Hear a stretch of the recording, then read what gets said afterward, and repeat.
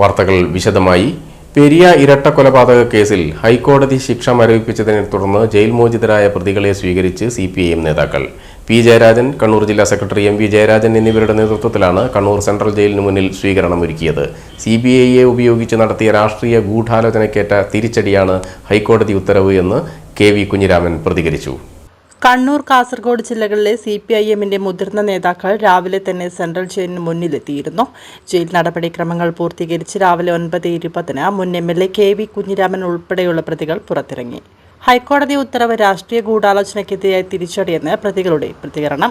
നിരപരാധികളായിട്ടുള്ള ആളുകൾക്കെതിരായി ഇതുപോലെ കള്ളക്കേസെടുത്ത് പീഡിപ്പിക്കാൻ ആവശ്യമായ ശ്രമം നടത്തുക, നീതിന്യായ പീഠത്തിലുള്ള വിശ്വാസം നിലനിർത്തിക്കൊണ്ട് മുന്നോട്ട് പോയാൽ നീതി ലഭിക്കും എന്ന ബോധ്യമാണ് ഈ ദിവസങ്ങളിൽ ഞങ്ങൾക്കുണ്ടായത്.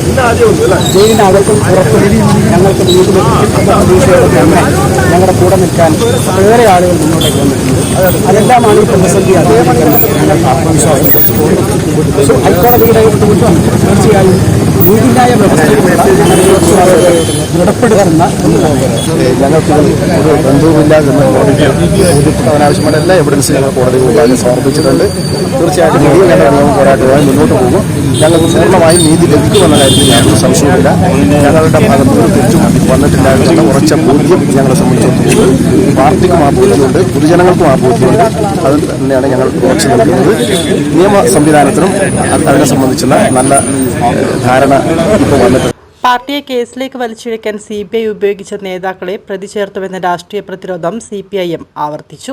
CBI എന്ന് പറയുന്നത് നിഷ്പക്ഷമായി അന്വേഷിക്കുന്ന ഒരു ഏജൻസിയല്ല.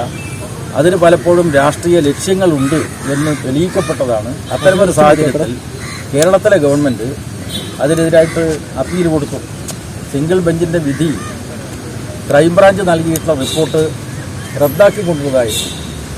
പക്ഷേ ഡിവിഷൻ ബെഞ്ച് ക്രൈംബ്രാഞ്ചിൻ്റെ റിപ്പോർട്ടിനെ തുറന്ന് അനുബന്ധമായിട്ട് റിപ്പോർട്ട് സമർപ്പിക്കാനാണ്, അന്വേഷിച്ച റിപ്പോർട്ട് സമർപ്പിക്കാൻ മാത്രമാണ് CBIയോട് ആവശ്യപ്പെട്ടത്.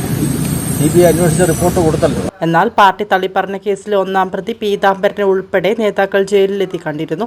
കാസർഗോഡ് ജില്ലാ സെക്രട്ടറി M. V. ബാലകൃഷ്ണൻ ശിക്ഷാവിധിക്ക് ശേഷം പീതാംബരന്റെ വീട്ടിലുമെത്തി. മുഴുവൻ പ്രതികൾക്കുമൊപ്പം പാർട്ടി ഉണ്ടാക്കുമെന്ന സന്ദേശമാണ് ഇത് നൽകുന്നത്.